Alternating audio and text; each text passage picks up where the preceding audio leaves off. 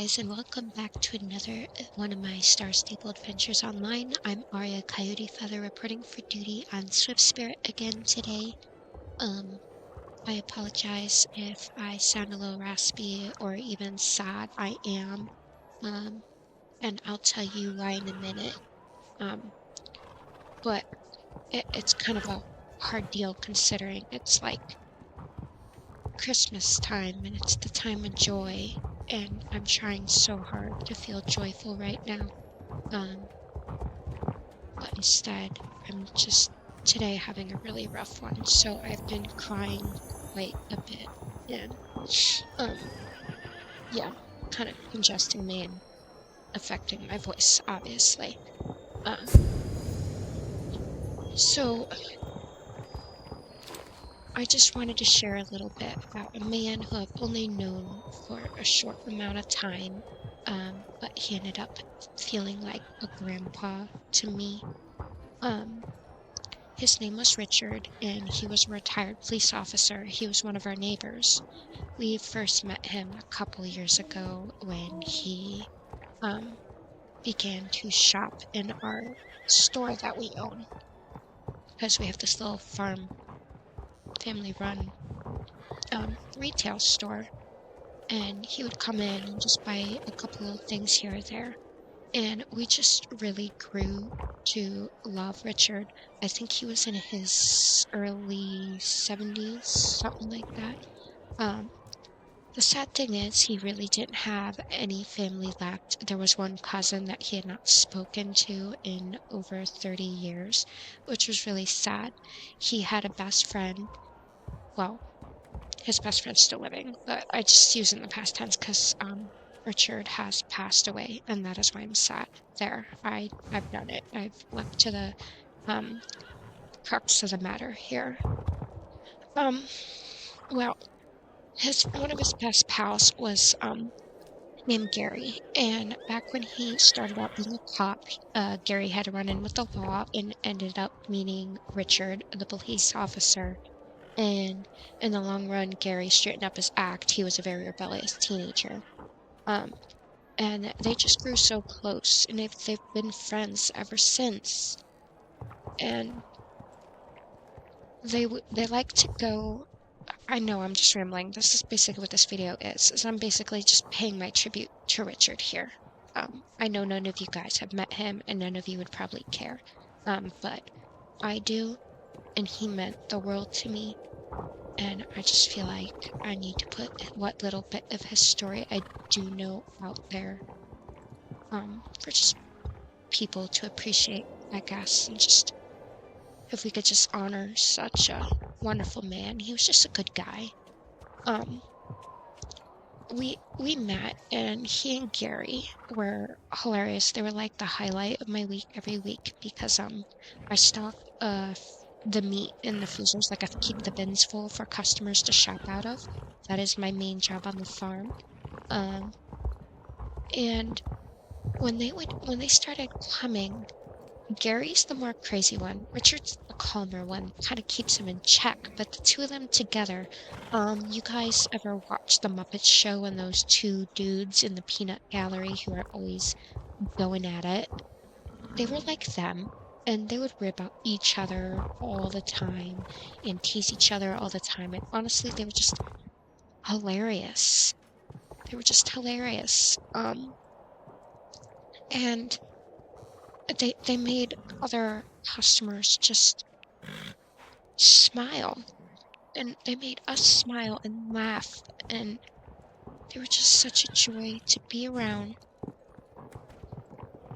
And they're, gosh, I can't even think now. I'm just so upset.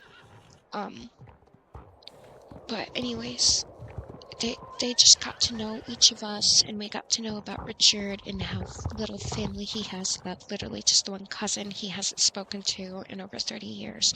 There's no one else. And he lived a little bit up the street on the top of the hill, and he had a nice sized house, and he had a cat. He adored his cat, and he would always talk about this cat. And I wish I could have met the cat.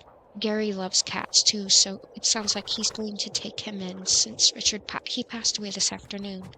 Um, and in getting to know him, our family has just kind of accepted him as one of our own. And just discovering like Thanksgiving time, he has nobody except for Gary to hang out with. Starting last year, because we've only known him for about 2.5 years now. Um, we started inviting him to our Thanksgiving dinner, and he loved it, and he was always so grateful and just so thankful, and he would just tell us, and he was the most unselfish man I ever met. And yeah, literally, he was just a constant part of our lives. We saw him every week, and that's just how special he was to us. And we have these two rocking chairs on the front porch of our store, and it just didn't feel like a Saturday without, at some point during the day, seeing him and Gary sitting out there and just being themselves, you know? And anytime I would walk out there to go get more meat for the freezers from a big storage freezer we have out in the other room there, I would have to walk across the porch and I would walk past them. And they would always make conversation. And if Richard came along because Gary was working, I made it a point to at least take my lunch break next to Richard because he typically came around that point. I would sit next to him and we would just talk. He was literally like a grandpa to me. And just recently, so I've got my temps and I've been learning to drive, but my dad is so crazy busy, he doesn't always have time to take me. Um, and he really wants me to get on it, you know? So he said Richard is the one person I trust, and Richard, when he heard my predicament, without me even prompting, said, if your parents are okay with it, I would love to take you out for drives. I would love to teach you. And to just think I would be getting lessons from a retired police officer who literally lived his life enforcing the laws of the road, what better teacher could you ask for?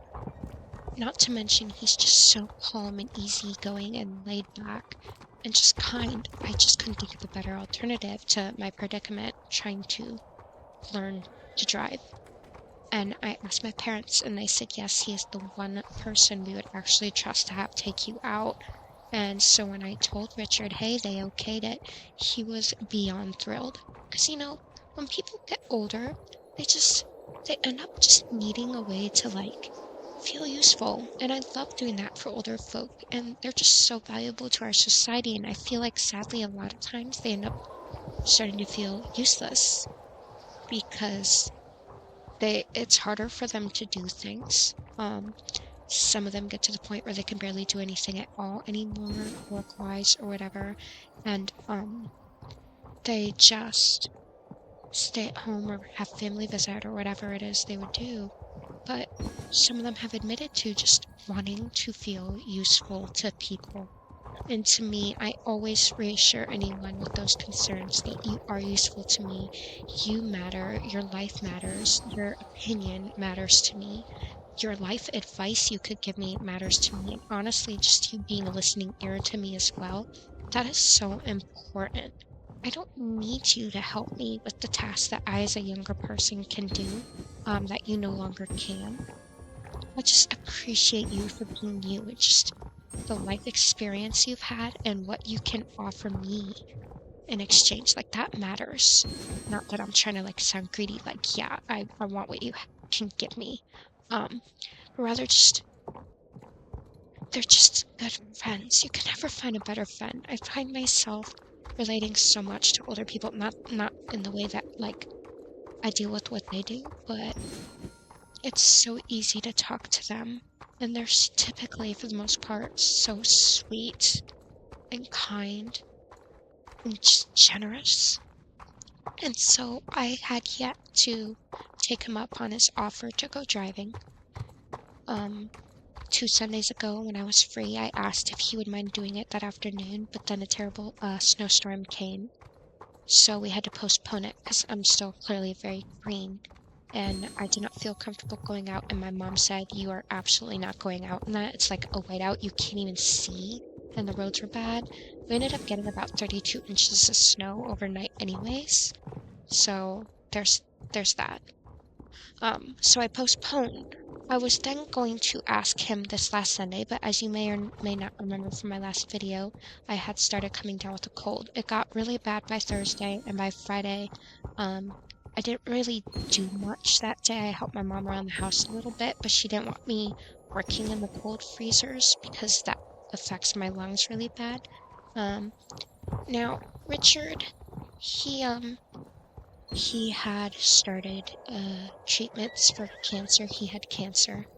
Um, and the chemo was going really good. But obviously, people on chemo have a weakened immune system. So if you are sick, even if you want to see them, it is better not to because you can compromise their health and then the treatments will be even worse for them if they get sick.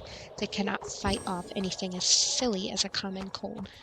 Um, I've seen this in my one 15-year-old cousin who has leukemia, but she is doing very well with treatments. For a while, we weren't sure she was going to make it.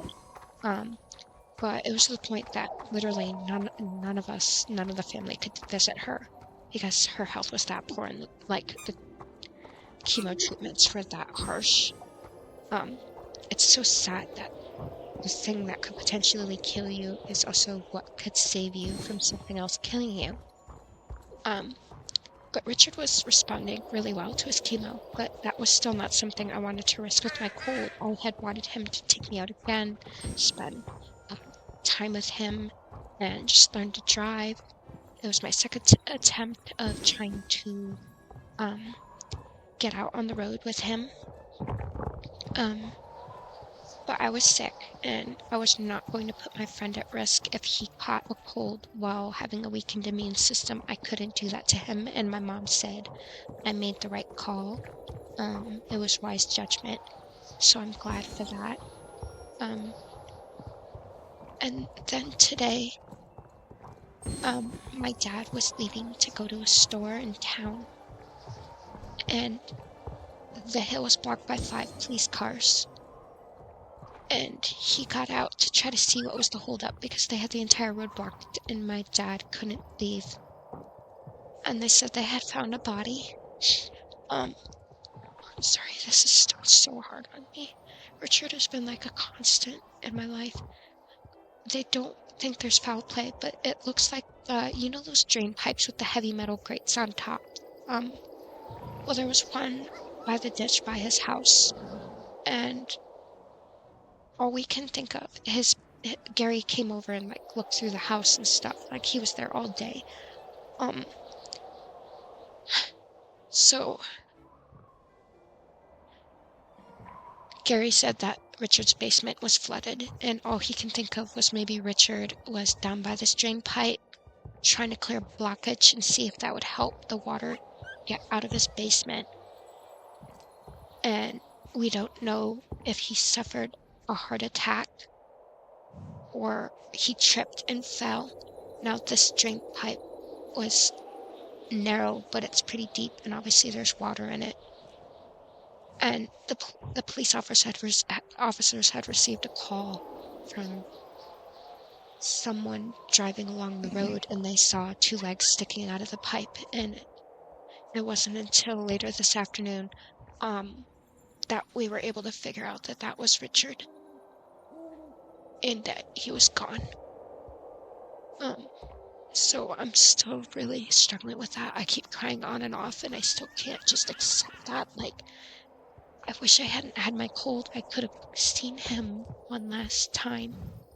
I know I can't keep thinking like that. I gotta remember he did have one last wonderful Thanksgiving with us, and we were able to just show him how much we cared for and loved him and invite him into our home and spend time with him, and that he knew he was appreciated. Sorry, I'm trying not to cry.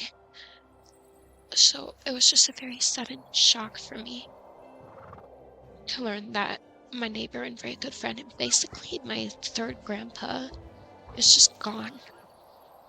But he was just such a good man. And I'm going to miss him very much. So And to think I'll never get a driving lesson with him. I'll never see him again. He'll never sit in those rocking chairs with Gary again. It's just hard. And so, yeah, I'm really struggling. And yeah, I hate to dump such a load on you, but I just felt like I had to share the story of what little I knew of him. Just of such an honorary, good gentleman. And that, yeah, I guess this is just my I'll never forget you, Richard video. So if I'm not posting a lot of videos or things like that at the moment, which I still plan on it, but if I'm not for a bit or I don't log on for a bit, that's just why. Yeah, this is just a shout out to Richard, the police officer and my friend. And yeah, I just want to say how much my family loved you, Richard. And yeah, so I guess that's all I really had to say. Thanks for watching, and so sorry to put such a downer on you guys. But anyways, I hoped to be online more and just experience the joy that this game brings me and my friends here as well. And any of you who are subscribed, thank you so much for subscribing to my channel. I can't tell you how much that means to me. I have reached 7 subscribers. It's such a small number, but to me it's like I never thought I'd get even that many, so I guess that's a lot. And I'm just trying to be thankful for every little thing right now. It does help. It does help my sorrow a bit. But I guess I've kept you here long enough, and I apologize for that. But yeah, thanks for watching. Hope to see you guys around Jorvik. Bye.